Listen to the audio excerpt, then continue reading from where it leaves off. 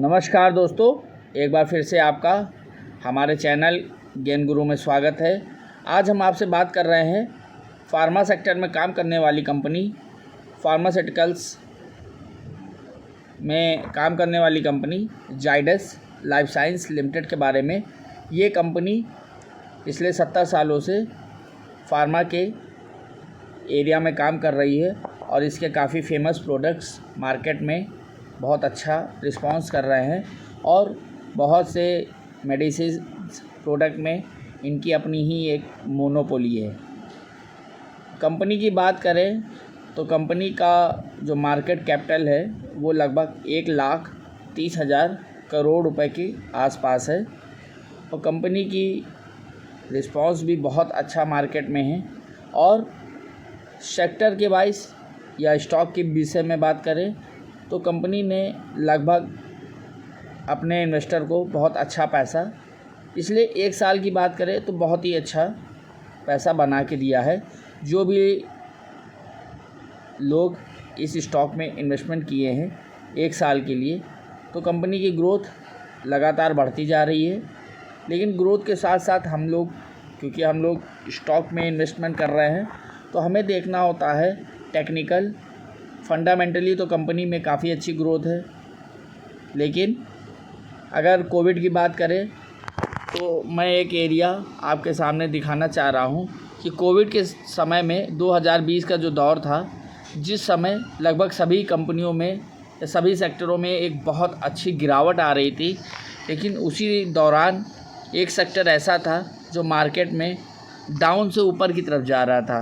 तो आप ये एरिया देख रहे होंगे, ये सर्किल, मैं आपको सर्किल को हटा के मैं एक बॉक्स डिज़ाइन कर देता हूँ। बॉक्स में आप और भी क्लियर देख पाओगे कि वो एक समय था जहाँ पर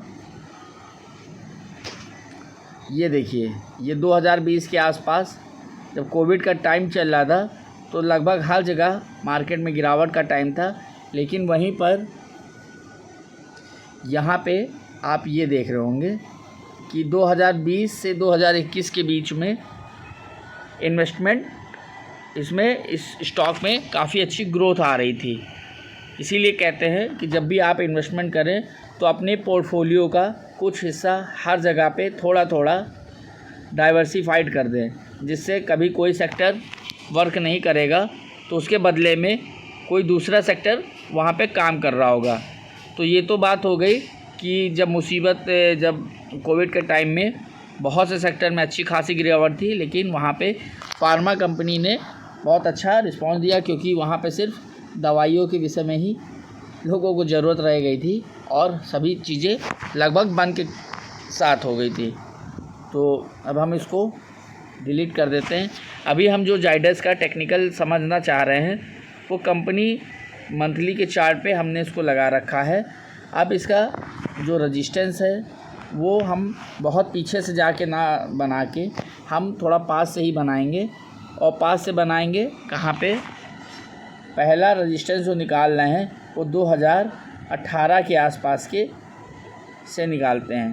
तो 2018 के आसपास कंपनी का जो प्राइस था वो 562 रुपये के आसपास था और वहाँ से इस स्टॉक में एक अच्छी गिरावट आई। और गिरावट को ये स्टॉक कहाँ पे जाके संभलता है, वो संभलता है 200 रुपये के आसपास। मतलब कि 500 रुपये से अगर 200 रुपये के आसपास आ गया तो ये अपने हाई से लगभग 60% के आसपास करेक्ट हो जाता है।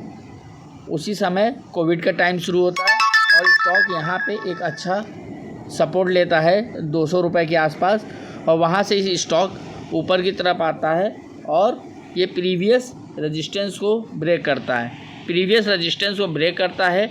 लेकिन किसी कारण ये स्टॉक वहाँ पे टिक नहीं पाता है। इसका मतलब कि सपोर्ट रेजिस्टेंस को उसने ब्रेक तो किया, लेकिन जो लोगों ने भी यहाँ पे पोजीशन बनाई उनका स्टॉप लॉस ट्रिगर हो गया और स्टॉक वहाँ से स्लिप करके 670 रुपये से 562 के ऊपर निकला। तो बहुत लोगों ने सोचा कि 4 साल 5 साल के बाद का ब्रेकआउट है, पोजीशन बना लेते हैं, लेकिन स्टॉक ऊपर नहीं जाके फिर वहाँ से स्लिप कर जाता है। और जो लोग स्टॉप लॉस नहीं डाले तो उनको कितना वेट करना पड़ा ये भी निकालते हैं। उनको लगभग स्टॉप लॉस ना डाल के वो लोग इंतज़ार करते रहे ये स्टॉक ऊपर आएगा, लेकिन उसने लगभग 2022 के आसपास फिर 323 रुपये का लो बनाया। आप लोग देखते चलेंगे तो धीरे धीरे आप लोग को भी समझ में आने लगेगा। तो 323 रुपये के आसपास का लो बनाता है। अब टाइम क्या है 2021 से 1 साल। अब जो इसका अगला रेजिस्टेंस था वो 670। अब 670 से आपने 670 पे आपने मान लीजिए स्टॉक को बाई किया था। अब आप वेट कर रहे हैं, कब तक वेट कर रहे हैं? अच्छा स्टॉक है, आज नहीं तो कल रिस्पांस देगा ही। जनवरी के मंथ में दिसंबर मतलब 1 साल पूरा इंतज़ार किया और 1 साल बाद मतलब 1 साल तक आपका जो भी इन्वेस्टमेंट था वो ज़ीरो पे ही रहा। 1 साल बाद अगेन ये स्टॉक ऊपर की तरफ निकलता है और स्टॉक कहाँ तक जाता है? स्टॉक जाता है आपका 1300 रुपये पे वर्क कर रहा है। अब हम यहाँ पे 1300 रुपये के आसपास का एक बना लेते हैं। अब 670 रुपये से लेके 1300 स्टॉक पहुँच जाता है। अब हमें क्या पोजीशन बनानी है, हमको ये चीज़ समझना होगा। तो यहाँ से अगर हमको थोड़ी सी गिरावट में स्टॉक मिलता है तो अभी हम मंथली का सपोर्ट निकाल लेते हैं और उसके बाद हम वीकली के सपोर्ट पे आते हैं। तो मंथली के सपोर्ट पे हमको क्या दिखाई पड़ रहा है कि 1029 रुपये के आसपास आता है।